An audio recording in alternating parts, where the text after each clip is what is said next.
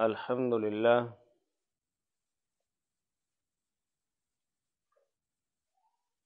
الحمد للہ غافر الذنب وقابل التوب شدید العقاب ذی الطول لا الہ الا هو والیہ المصیر والصلاة والسلام علی من ارسلہ اللہ بالہدى ودین الحق لیظہرہ علی الدین کلہ ولو کرہ المشرکون اعوذ باللہ من الشیطان الرجیم بسم اللہ الرحمن الرحیم تیسرا پارہ سورہ آل عمران اور آیت نمبر 85۔ وَمَن يَبْتَغِ غَيْرَ الْإِسْلَامِ دِينًا فَلَن يُقْبَلَ مِنْهُ وَهُوَ فِي الْآخِرَةِ مِنَ الْخَاسِرِينَ كَيْفَ يَهْدِي اللَّهُ قَوْمًا كَفَرُوا بَعْدَ أَيْمَانِهِمْ وَشَهِدُوا أَنَّ الرَّسُولَ حَقٌّ وَجَاءَهُمُ الْبَيِّنَاتُ وَاللَّهُ لَا يَهْدِي الْقَوْمَ الظَّالِمِينَ أُولَئِكَ جَزَاؤُهُمْ أَنَّ عَلَيْهِمْ لَعْنَةَ اللَّهِ وَالْمَلَائِكَةِ وَالنَّاسِ أَجْمَعِينَ خالدین فیہا لا یخفف عنہم العذاب ولا هم ینظرون الا الذین تابوا من بعد ذلك واصلحوا فإن اللہ غفور رحیم ان الذین کفروا بعد ایمانہم ثم ازدادوا کفرا لن تقبل توبتهم وأولئک هم الضالون ان الذين كفروا وماتوا وهم كفار فلن يقبل من احدهم ملء الارض ذهبا ولو افتدى به واولئك لهم عذاب اليم وما لهم من ناصرين۔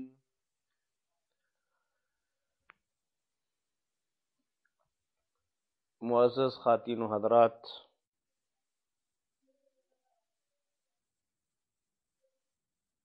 تیسرے پارہ کی آخری آیات مبارکہ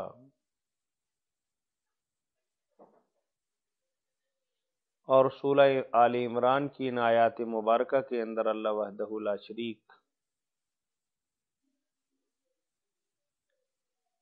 ابتدا کے اندر توحید کی اور رسالت کی بات کی،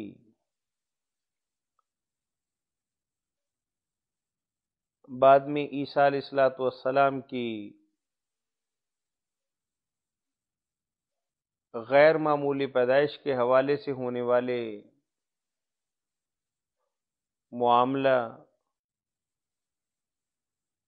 اور اس واقعہ کے پیش نظر دنیا میں پائی جانے والی ایک بہت بڑی گمراہی اور شرک کی نفی فرمائی، اور انسانوں کو بتلایا کہ بن باپ کے پیدا ہو جانا یہ یقیناً اللہ کا بہت بڑا معجزہ اور اس کی نشانی ہے، لیکن اس نشانی اور معجزہ کا معنی یہ نہیں ہے کہ پیدا ہونے والا نعوذ باللہ اللہ کا بیٹا بن گیا، اللہ کا ساتھی اور شریک بن گیا، اور یہ اللہ کی بندگی اور اس کے اختیارات میں سے کچھ حصہ اسے بھی مل گیا۔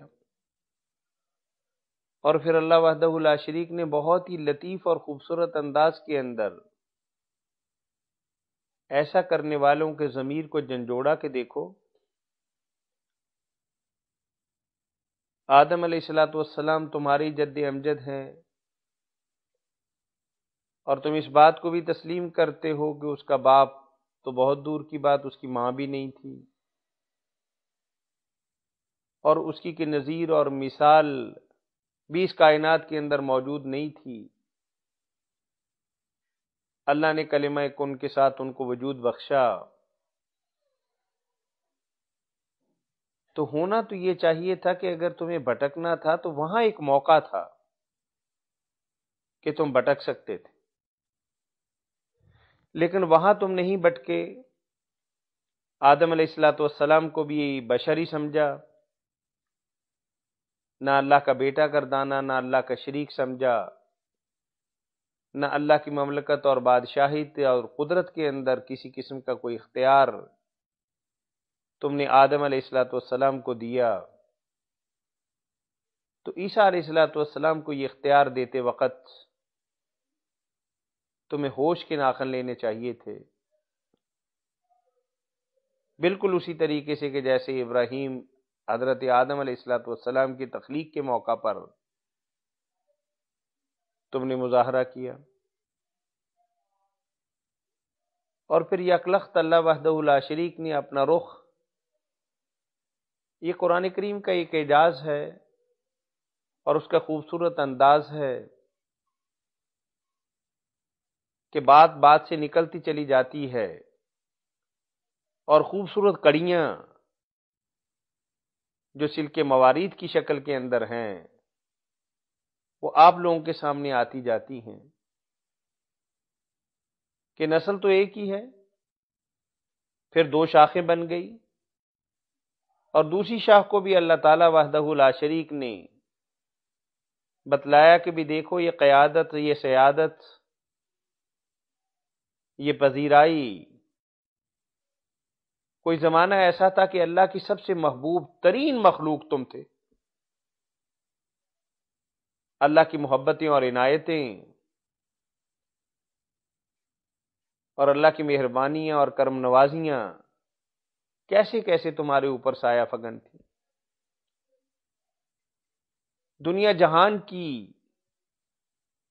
افسانوی نعمتیں جس کا نہ پہلی قوموں نے تصور کیا،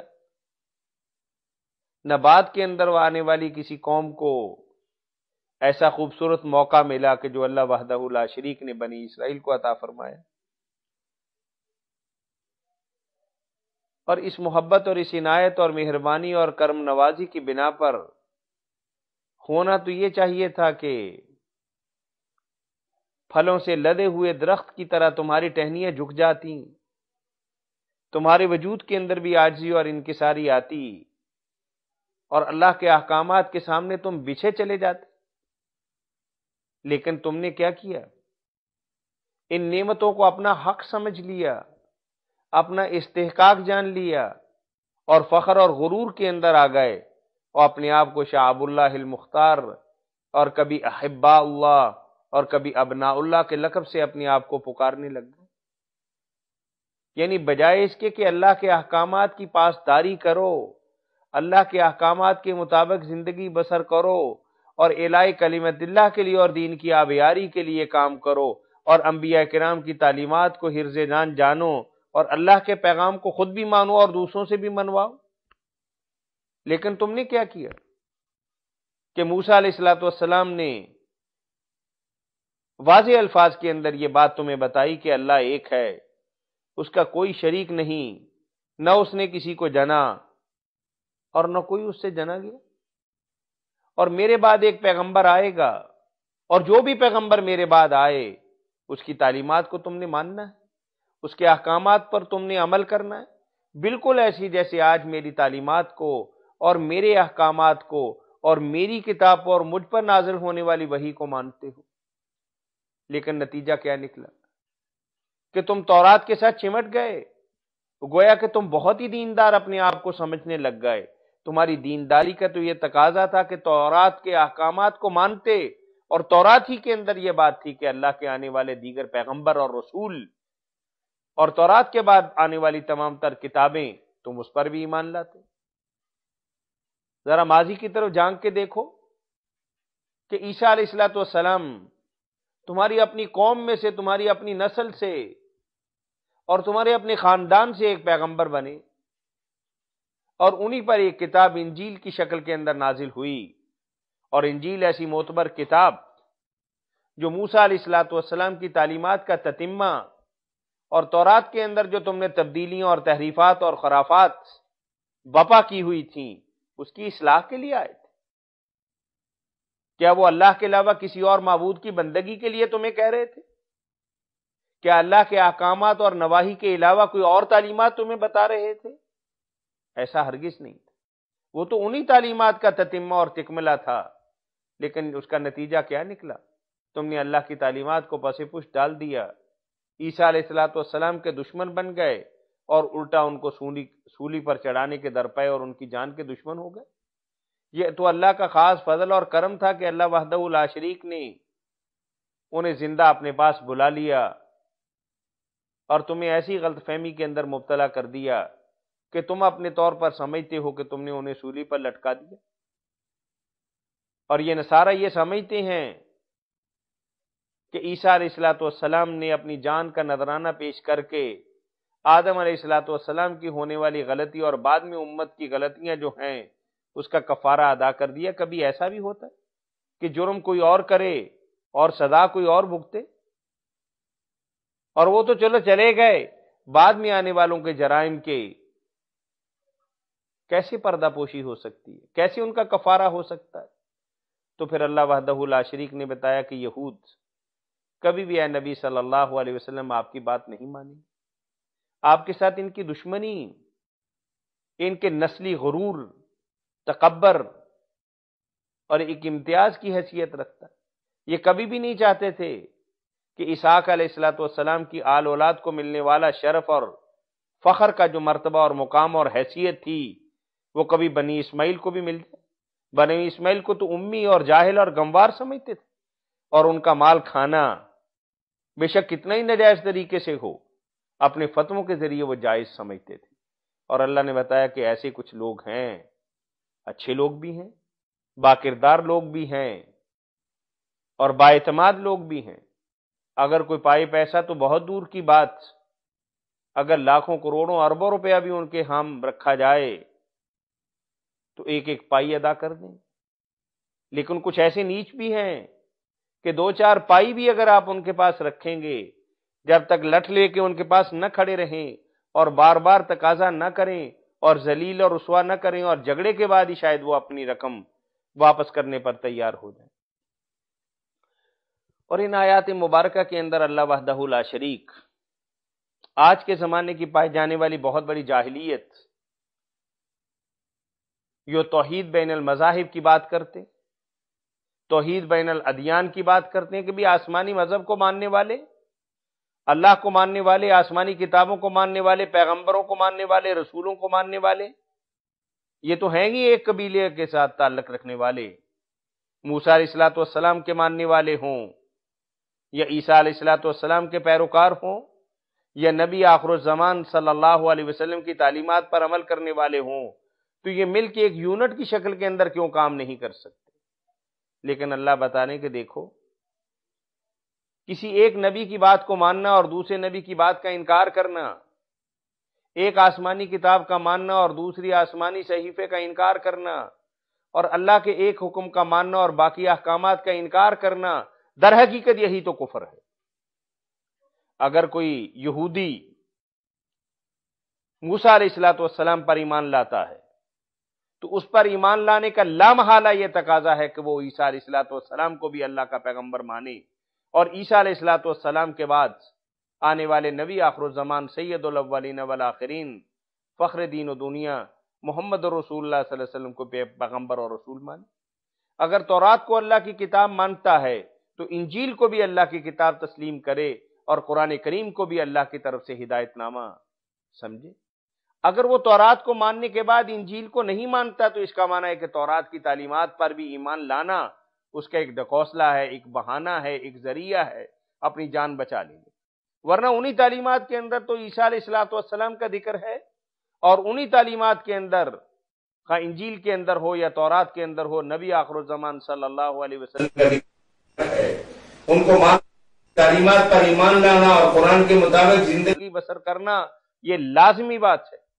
اور اللہ نے فرما دیا کہ دیکھو اس کائنات کا ذرہ ذرہ مسلمان ہے۔ یہ اصطلاحی اور نہیں لغوی معنی کے اندر ہم بات کر رہے ہیں۔ کون سی چیز ہے جو اللہ کا انکار کرنے والی؟ یہ سورج، یہ چاند، یہ تارے، نباتات اور جمادات، کائنات کا ذرہ ذرہ اللہ کے سامنے جھکا ہوا ہے اور اللہ کی بندگی کرتا ہے اور اللہ کی اطاعت کرتا ہے۔ اور اسی طریقے سے اللہ وحدہ لا شریک نے ایک نظام بنایا کہ حضرت